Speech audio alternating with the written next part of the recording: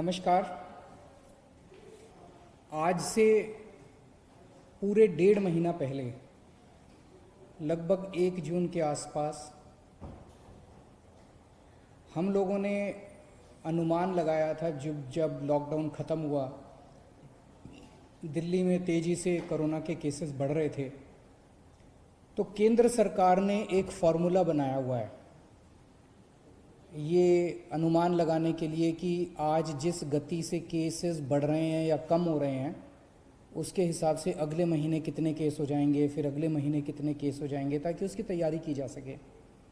तो जो केंद्र सरकार का जो फार्मूला था, उस फार्मूले के हिसाब से हम लोगों ने जून के पहले हफ्ते में अनुमान लगाया था कि अगर इसी रफ्तार से केसेस बढ़ते रहे तो 30 जून को कितने केस हो जाएंगे, 15 जुलाई को कितने केस हो जाएंगे और 31 जुलाई को कितने केस हो जाएंगे। और वो अनुमान हमने आप सब लोगों के सामने रखा था। उस अनुमान के मुताबिक 15 जुलाई तक ये अनुमान था कि आज तक 2.25 लाख केस होने का अनुमान था। उस फॉर्मूले के हिसाब से जून में जिस तेजी से केस बढ़ रहे थे पहले हफ्ते में, उसके हिसाब से केंद्र सरकार के फॉर्मूले के हिसाब से आज तक 2.25 लाख केस हो जाने चाहिए थे दिल्ली में टोटल। उसमें से 1,34,000 एक्टिव केसेस होने चाहिए थे और इन एक्टिव केसेस के लिए लगभग 34,000 बेड्स की जरूरत थी। लेकिन पिछले 1.5 महीने में जिस तरह से हम सब लोगों ने मिलकर, दिल्ली के 2 करोड़ लोगों ने मिलके, दिल्ली सरकार ने मिलके, केंद्र सरकार ने मिलके, सब लोगों ने मिलके जो प्रयास किए,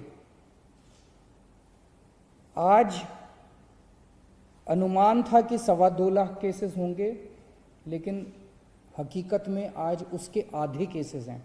1,15,000 केसेस आज हुए हैं।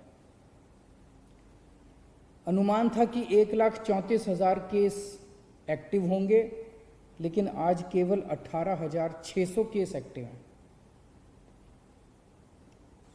अनुमान था 1,34,000 केस एक्टिव होंगे, केवल 18,600 केस एक्टिव हैं। और अनुमान था कि 34,000 अस्पतालों में बेड्स की जरूरत पड़ेगी। अस्पतालों में, कोविड सेंटर वगैरह में, अस्पतालों में 34,000 बेड्स की जरूरत पड़ेगी। आज केवल 4,000 बेड्स की दिल्ली के अंदर ज़रूरत पड़ रही है। हमने 15,500 बेड्स का इंतज़ाम कर लिया है, लेकिन आज उनमें केवल 4,000 बेड भरे हुए हैं, बाकी सारे बेड खाली हैं। तो स्थिति काफ़ी नियंत्रण में नज़र आ रही है आज। लेकिन मैं बार बार ये कहता हूँ कि हमें कॉम्प्लेसेंट नहीं होना, हमें इसके बारे में ये नहीं होना कि अब सब ठीक हो गया। कभी भी कोरोना बढ़ सकता है, उसकी तैयारी हमें जारी रखनी है। आज हमारी जो स्थिति है इसके लिए, और जो आज स्थिति को हमने पिछले 1.5 महीने रात दिन मेहनत करके हम लोगों ने ठीक किया है, इसके लिए मैं सब लोगों का शुक्रिया अदा करना चाहता हूँ। खासकर दिल्ली के अपने 2 करोड़ लोगों का, उन सब लोगों का जिन लोगों ने दिल्ली में कोरोना की स्थिति पे काबू पाने में मदद की, उन सब लोगों का मैं तहे दिल से शुक्रिया अदा करना चाहता हूँ।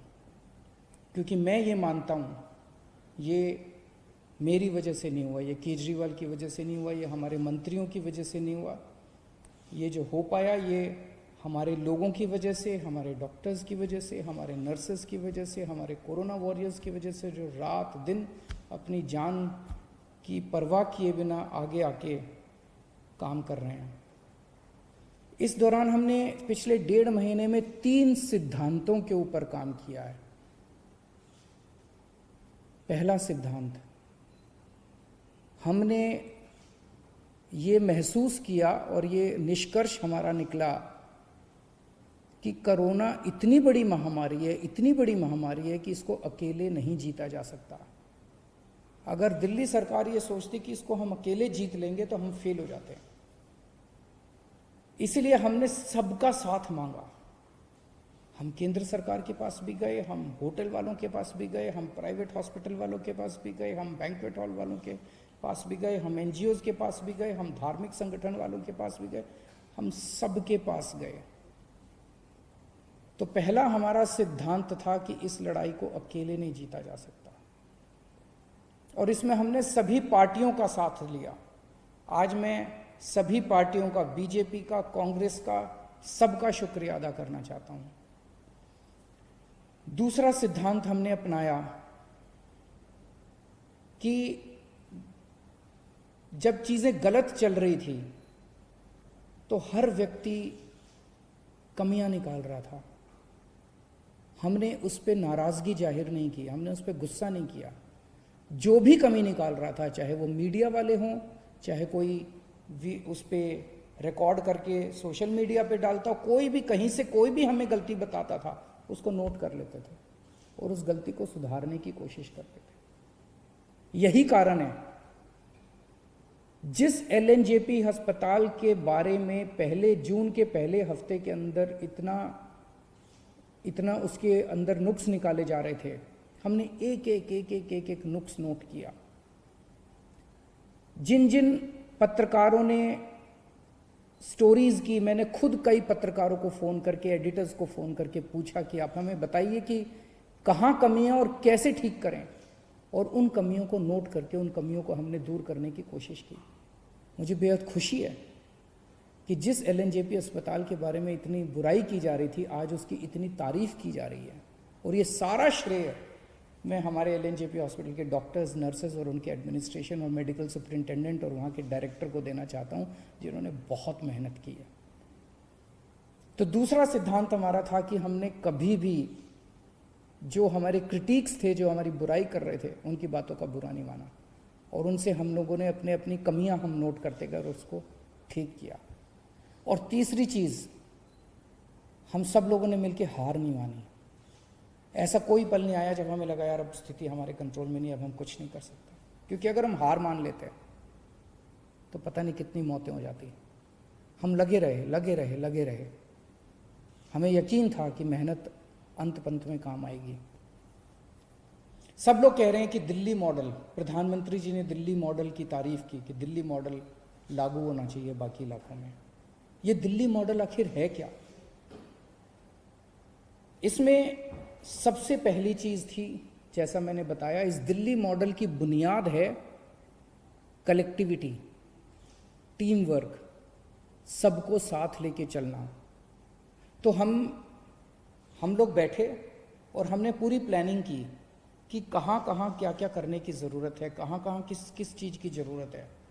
और उस प्लानिंग में जहाँ जहाँ हमें लगा कि ये कमी है और ये हमारे पास नहीं है, ये किसके पास है, हम उसके पास गए और उससे मिन्नतें करी और हम मदद लेके आए।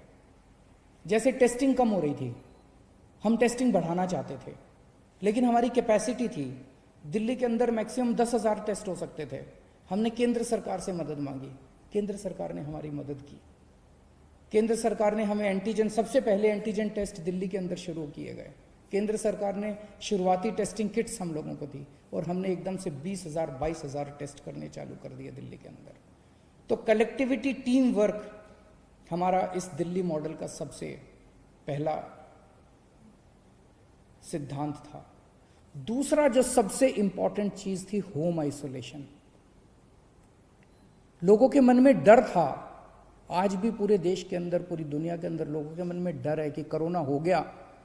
एक तो कोरोना का डर है कि कोरोना हो गया तो पता नहीं क्या होगा, और दूसरा डर होता है कि कोरोना पॉजिटिव आ गया तो सरकार उठा के क्वारंटाइन सेंटर में डाल देगी, सरकार उठा के हमें किसी और सेंटर में, आइसोलेशन सेंटर में कहीं डाल देगी, अस्पताल में डाल देगी। लोगों के मन में ये डर था, क्वारंटाइन सेंटर का डर था, आइसोलेशन सेंटर के डर थे। जब हमने होम आइसोलेशन शुरू किया और होम आइसोलेशन का एक्सपीरियंस हम लोगों ने बहुत कंफर्टेबल कर दिया। हमारी डॉक्टर्स की एक टीम जो होम आइसोलेशन में सबसे पहले उनके घर जाती है, उनको सारा बता के आती है कि आपको ये एहतियात करना है, इस कमरे में रहना है, ये टॉयलेट है आपका, उनके घर का इंस्पेक्शन करके आती है, मुआयना करके आती है, सारा सिखा के आती है। उनको एक ऑक्सीमीटर दे के आते हैं कि 2-2 घंटे में अपनी ऑक्सीजन नापते रहना।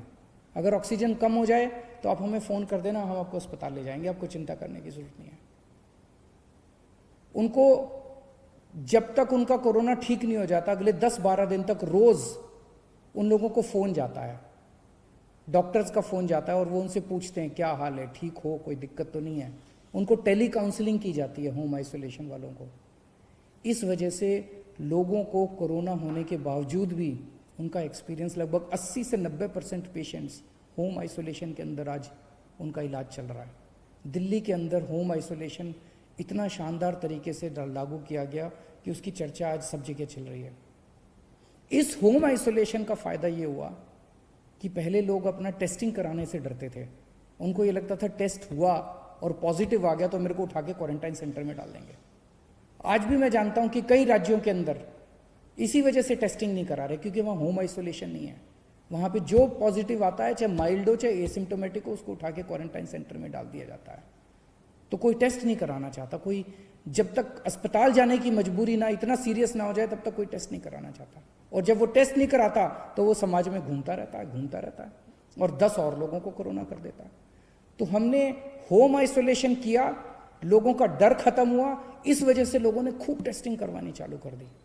अब हम टेस्टिंग कर रहे हैं बहुत एग्रेसिव लेवल पे। पहले 5,000 टेस्ट हो रहे थे, अब 20-22 हज़ार टेस्ट डेली हो रहे हैं। 22,000 23,000 टेस्ट डेली हो रहे हैं। और हम टेस्ट करते हैं, जिसको कोरोना मिलता है उसको आइसोलेट कर देते हैं, जिसको कोरोना मिलता है उसको आइसोलेट कर देते हैं। दिल्ली में मौत के आंकड़े काफ़ी कम हो गए हैं। जून के महीने में 100 से ऊपर मौतें होने लगी थी प्रतिदिन। कुछ दिन ऐसे थे जिसमें 100 से ऊपर मौत हुई थी। अब 30-35 मौत डेली हो रही हैं। ये भी नहीं होनी चाहिए, इसको ठीक कर रहे हैं और कम करेंगे। लेकिन मौत को कम करने के लिए हमने एक अभियान पूरा उसका प्लानिंग की, और उस प्लान के कंपोनेंट थे। हमने देखा कि मौत क्यों हो रही है, तो देखा सबसे पहले टेस्टिंग है। कई लोगों का टेस्ट टाइम पे नहीं हो पाता, और जब तक टेस्ट होता है तब तक उसकी मौत हो जाती है। तो हमने टेस्टिंग अब इतनी बढ़ा दी है कि लोगों को टेस्टिंग करने में कोई दिक्कत नहीं आ रही है, तुरंत टेस्ट करवा रहे हैं लोग। दूसरा हमने देखा एम्बुलेंस की दिक्कत हो रही थी। शुरू में लोगों को एम्बुलेंस नहीं मिल पा रही थी, एम्बुलेंस की कमी थी। आज हमने इतनी एम्बुलेंस का इंतजाम कर लिया है कि किसी को भी अब रिजेक्ट नहीं किया जाता, मना नहीं किया जाता। 100% लोगों को, एक व्यक्ति जो फोन करता है उसको एम्बुलेंस पहुंचती है। पहले एम्बुलेंस पहुंचने में 2-2 घंटे लग जाते थे, आज आधे घंटे के अंदर फोन करो और आधे घंटे के अंदर एम्बुलेंस पहुंचती है। तीसरा हमने देखा कि एम्बुलेंस जब मरीज को अस्पताल लेके जाती है, अस्पताल के बाहर उसकी सारी औपचारिकताएं पूरी करने के लिए 2-2, 3-3, 4-4 घंटे लग जाते थे। एम्बुलेंस में बैठा रहता था मरीज। मीडिया वालों ने कई ऐसी स्टोरीज की कि 3 घंटे तक मरीज एम्बुलेंस के अंदर बैठा रहा, वहां उसकी मौत हो गई। अब हमने ये इंतजाम कर दिया कि एम्बुलेंस जाएगी, सबसे पहले मरीज को अस्पताल के अंदर ले जाके एक होल्डिंग एरिया बना दिया हमने। होल्डिंग एरिया में उसको ऑक्सीजन दो, उसके बाद उसके कागज भरो, कागजी कार्रवाई बाद में हो जाएगी। सबसे पहले अस्पताल के अंदर एम्बुलेंस पहुंचते उसको होल्डिंग एरिया में ले जाया जाता है। फिर हमने बेड्स के इंतजाम किए। जून के महीने में अस्पतालों में बेड्स की कमी हो गई थी। 1 जून को दिल्ली में 4100 बेड थे, आज दिल्ली में 15,500 बेड्स हैं। 4 गुना बेड्स का इंतजाम कर दिया 1 महीने के अंदर। 1 जून को दिल्ली में केवल मात्र 300 आईसीयू थे, आज दिल्ली में 2100 आईसीयू बेड्स हैं, और 2100 में से केवल 1000 भरे हुए हैं, 1100 आईसीयू बेड्स खाली पड़े हुए हैं। तो बहुत मैसिव लेवल पे हमने बेड्स का और आईसीयू बेड्स का एक्सपेंशन किया, जिसकी वजह से आज लोगों को ये भरोसा है कि अगर अस्पताल जाना पड़ा तो बेड्स की कमी नहीं है, आईसीयू की कमी नहीं है। और एक जो प्लाज्मा थेरेपी हमने शुरू की, सबसे पहले दिल्ली में प्लाज्मा के ट्रायल्स किए गए, उसके बहुत अच्छे नतीजे आए। उसके बाद अब हमने प्लाज्मा बैंक शुरू किया है, और जिसको प्लाज्मा चाहिए उसको वहाँ से प्लाज्मा मिलता है। जब तक वैक्सीन नहीं आ जाता तब तक प्लाज्मा, मैं ये तो नहीं कहूँगा कि सबकी जान बचा लेता है, लेकिन काफ़ी लोगों की जान बचाने में प्लाज्मा मदद करता है। अंत में केवल इतना कहना चाहूँगा, जून के मुकाबले आज हम बेहतर स्थिति में हैं, लेकिन इसका मतलब ये नहीं है कि जंग जीत ली गई है। अभी रास्ता बहुत लंबा बाकी है, कभी भी कोरोना फिर से बढ़ सकता है। हमें बिल्कुल भी कॉम्प्लेसेंट नहीं होना, हमें बिल्कुल भी हाथ पे हाथ रख के नहीं बैठना, अपनी तैयारियां पूरी रखनी है, हमेशा मास्क पहन के घूमना है, सोशल डिस्टेंसिंग फॉलो करनी है, अपने हाथ धोते रहना है, अपनी सेफ्टी अपने हाथ में है। आज हम बेहतर स्थिति में, ये बेहतर स्थिति बनी रहे, स्थिति ना बिगड़े, ऐसे मैं प्रभु से कामना करता हूँ। बहुत बहुत शुक्रिया।